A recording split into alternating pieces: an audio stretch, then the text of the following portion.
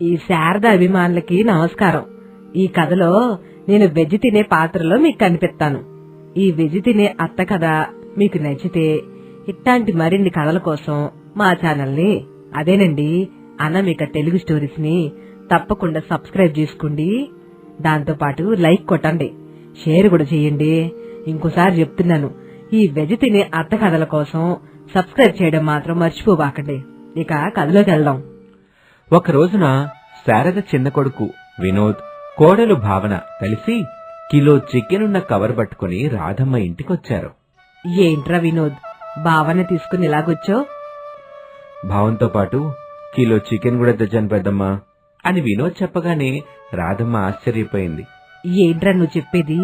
Kilo chicken తీసుకొచ్చావా? నేను వండి పెట్టండ్రా. కూరగాయలు తినే మీ అమ్మకి నేను చికెన్ చేసి పెట్టానని తెలిస్తే పెద్ద యుద్ధం చేస్తది. ఊరోళ్ల ముందు నా పరువు తెస్తది. ప్లీజ్ పెద్దమ్మా, అమ్మకి నువ్వు చెప్పవు, మేము చెప్పం, ఇంకెలా తెలుస్తుంది చెప్పు. నెల రోజుల నుంచి చికెన్ తినాలని భావన అల్లాడుతుంది. చేసి పెట్టి పెద్దమ్మా. అవును పెద్దత్త, కాదనుకో. కావాలంటే మీ కాళ్ళని రోజుకు 3 సార్లు కాదు 30 సార్లు మొక్కమన్నా మొక్కుతాను. నాకు మాత్రం చికెన్ కూర చేసి పెట్టు. 2 నెలలుగా నాలుక చచ్చి పడిపోయింది. అయ్యో కోడ్ల, నీకోసం కిలో కాదు 5 కిలోల చికెన్ చేసి పెట్టడానికి నేను సిద్ధంగానే ఉన్నానే. ఈ విషయం గనక మీ శారద అత్తకి తెలిస్తే, వామ్మో, నన్ను వదిలిపెట్టండిరా. పెద్దమ్మా, నువ్వు అమ్మ కంటే పెద్దదానివి, అమ్మకి భయపడ్డం ఏంటో నాకు అర్థం కావటంలా. అవును పెద్దత్త. ఒరే వినోదు, నువ్వు నీ భార్య నన్ను ఎంతలా రెచ్చగొట్టాలని చూసినా నేను రెచ్చిపోనురా. మీకు మాత్రం చికెన్ చేసి పెట్టను, వెళ్ళిపోండి అని వాళ్ళని ఇంటి నుంచి పంపించేసింది. వినోదు, భావన బాధగా చికెన్ పట్టుకుని ముందుకు వెళ్తూ ఉంటారు. సారీ భావన, చికెన్ తినాలనే నీ కోరిక తీర్చేదారి ఒక్కటి కూడా నాకు కనిపించటం లేదు. మా పెద్దమ్మ మీద చాలా నమ్మకం ఉండేది, కానీ తనేమో చేయనని చెప్పేసింది. అలా అనకండి. ఎలాగైనా ఈ రోజు నాకు చికెన్ కూర తినిపించండి, లేదంటే నేను కుదురుగా ఉండను. మిమ్మల్ని కుదురుగా ఉండనివ్వను. భావన, మన ఇంటి నుంచి వచ్చి చాలాసేపు అయింది కదా, అమ్మ కనవాని వస్తుంది. నువ్వింటికెళ్ళు, నేను ఎలాగైనా చికెన్ కూర వండిస్తాను, నీకు తినిపిస్తాను. నువ్వింటికెళ్ళు. నాకు ఈ రోజు ఎలాగైనా చికెన్ కూర తినిపించాలి, సరేనా? సరే భావన, ఎలాగైనా ఈరోజు చికెన్ కూర నీతో తినిపిస్తాను అని భర్త వినోద్ మాటివ్వగానే భావన సంతోషంగా అతన్ని వదిలి ఇంటివైపు వెళ్తుంది.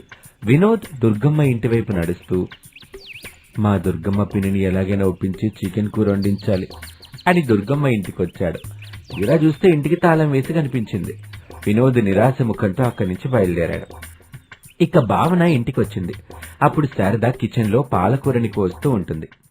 ఇక మరోపక్క ఉద్యోగం కోసం పట్నంలో ఉంటున్న రమేష్ అక్కడే పెరిగిన అమ్మాయి అనామికని ప్రేమిస్తాడు. పెళ్లి చేసుకోవాలని ఎంతో ఆశపడతాడు. అదే విషయాన్ని అనామికకి చెప్పాడు. అనామిక మంచిది, చదువుకుంది, పెద్దల్ని గౌరవిస్తుంది. కానీ తనకొక చిన్న లోపం ఉంది. ఆ లోపం పేరు నాన్ వెజ్ తినకుండా ఉండలేకపోవటం. రామ్, నాకున్న లోపం గురించి మీ అమ్మకి చెప్పి రేపు మా ఇంటికి తీసుకురా. పెద్దవాళ్ళు వాళ్ళు మాట్లాడుకుంటారు. అలాగే అను అని రమేష్ పట్నం నుంచి బస్సులో బయలుదేరతాడు.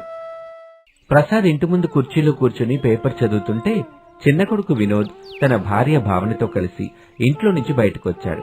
శారద డాబా మీద నిలబడి వాళ్ళని చూస్తున్న విషయం పాపం వాళ్ళకి తెలీదు. చిన్నోడేంటి కోడలు భావన తీసుకుని ఆయన దగ్గరికి వచ్చాడు?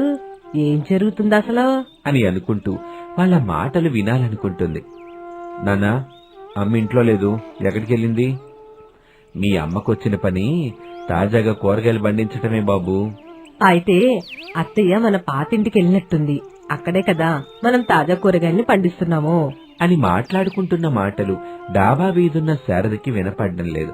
అయోమయంగా చూస్తూ, ఇదేంటి తండ్రి కొడుకులు మాట్లాడుకుంటున్న మాటలు వినిపించట్లేదు, మరీ అంత చిన్నగా మాట్లాడుకుంటున్నారా ఏంటి అని కంగారు పడుతుంది. నాన్న, నేను భావన కలిసి సరోజ పిన్ని వాళ్ళ ఇంటికి వెళ్ళొస్తాం. అమ్మ అడిగితే మార్కెట్కి వెళ్ళామని చెప్పు అని వినోద్ చెప్పగానే ప్రసాద్కి విషయం అర్థమైంది. కోడలి కోసం సరోజ్ ఇంట్లో చికెన్ కూర చేయించావు బాబు? అవునన్నా, అయితే వెళ్ళండి అని చెప్పగానే వినోదు భావన కలిసి ఎదురింటి సరోజ ఇంట్లోకి వెళ్తారు. డాబా మీదున్న శారద వాళ్ళని చూసింది. ఇక రమేష్ ఇంటికొచ్చి శారద వాళ్లతో తను ప్రేమిస్తున్న అనామిక గురించి చెప్పాడు. శారద కోపంగా రమేష్ ని తిడుతుంది. రమేష్ మౌనంగా ఉంటాడు. శారద అలిసిపోయింది.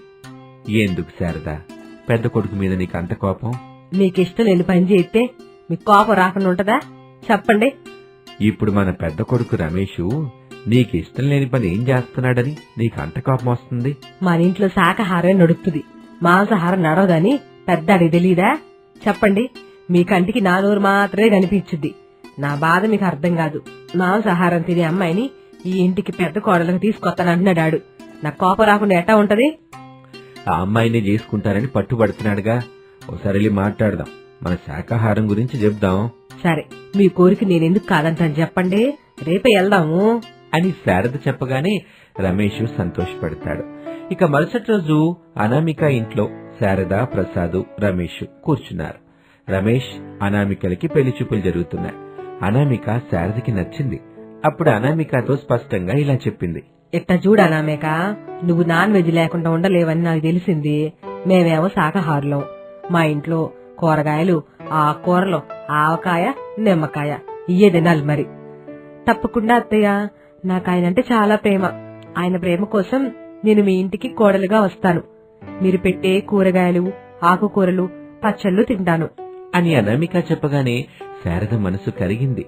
రమేష్, ప్రసాదు సంతోషపడతారు. ఒక మంచి రోజు చూసి అనామిక, రమేష్లకు పెళ్లి ఘనంగా చేస్తారు. అనామిక శారద ఇంట్లో కోడలిగా అడుగు పెడుతుంది. అత్తయ్య కాళ్లకు నమస్కరిస్తుంది. ఆమె చిరునవ్వు చూసి శారద కూడా ఆశీర్వదిస్తుంది. మొదటి కొన్ని నెలలు వెజ్ అత్త, నాన్ వెజ్ తోటి కోడలు బాగానే ఉన్నారు. చిన్న కోడలు భావన అప్పుడప్పుడు శారదకి తెలియకుండా వేరే వాళ్ళ ఇంటి దగ్గర నాన్ వెజ్ వంటల్ని చేయించుకుని తింటూ ఉంటుంది. కానీ అనామిక అలా కాదు. ప్రతిరోజు అత్తయ్యతో కలిసి పూజ చేస్తుంది, వెజ్ వంటలు చేస్తుంది. నెమ్మదిగా వెజ్ వంటలే తినడం అలవాటు చేసుకోవడం మొదలుపెట్టింది. నేను చెప్పినట్టుగా బుద్ధిగా కూరగాయలు, ఆకుకూరలు తింటూ నాతో చాలా చక్కగా ఉంటున్నావు కోళ్ళ. నువ్వు నాకు చాలా బాగా నచ్చు అని మెచ్చుకుంటూ ఉంటుంది. ఆ మాటలు విని అనామిక మురిసిపోయేది. రమేష్ ఆ మాటలు ఎంతో ఆనందపడి వినేవాడు. అలా రోజులు గడుస్తూ ఉంటాయి. అనామిక రోజురోజుకి నీరసంగా మారుతుంది. ముఖం వెలిసిపోతుంది. చిన్న పని చేసినా అలసటగా ఫీల్ అవుతుంది. ఓ రోజు స్పృహ తప్పి పడిపోతుంది. అది చూసి హడావిడిగా హాస్పిటల్కి తీసుకువెళ్తారు అందరూ. డాక్టర్ చెక్ చేసి ప్రోటీన్ లోపం ఉందని చెప్తాడు. రాసిన మందులని అనామికని తీసుకుని 2 రోజుల తర్వాత ఇంటికి వెళ్తారు. కోళ్ళ, నువ్వు నా కోడలు కాదు, కూతురువి. ఆ మాటకి రమేష్ ఆశ్చర్యంతో చూస్తాడు. ఇంట్లో వండకపోతే చాలు, నువ్వు బయటైనా తినమ్మా. నీ ఆరోగ్యం నాకు కావాలి. మీరు నిజంగా అమ్మే అత్తయ్య అని అనామిక ప్రేమగా చెప్తుంది. ఇక ఆ రోజు నుంచి తోటి కోడలు అనామిక, భావన కలిసి రెచ్చిపోతారు. ఇంటి బయట కట్టెలపోయి పెట్టుకుంటారు. ఇంట్లో అత్తగారు శారద కూరగాయల వంటలు చేస్తుంటే తోటి కోడలిద్దరూ అనామిక, భావన నాన్ వెజ్ వంటలు బయట చేస్తూ ఉంటారు. అత్తగారు శారద కిటికీలో నుంచి అది చూసి భరించలేకపోతుంది. తలుపులు, కిటికీలు వేసేసుకుంటుంది. తోటి కోడలు నాన్ వెజ్ వంటలు తినడం చూసిన అత్తగారు, ఏంటి కోడలిది, వారానికి ఒక రోజున బయట చేసుకుని తినమని చెప్తే మీరు రోజు తీసుకొని తింటున్నారు. ఇట్లా చేయడం ఏం బాగలేదు కోడల్లో అని అత్తగారు శారద చెప్పగానే నాన్ వెజ్ తోటి కోడలికి జాలేసింది. ఇక అప్పటి నుంచి వారానికి 2 సార్లు తోటి కోడలు అనామిక, భావన ఇంటి బయట నాన్ వెజ్ వంటలు చేసుకుంటూ సంతోషంగా తింటూ అత్తగారు శారదతో ఎలాంటి గొడవలు లేకుండా కలిసిమెలిసి ఉంటారు. ఇది వాళ్ళటి కదా, వెజ్ అత్తగారు, నాన్ వెజ్ తోటి కోడలు.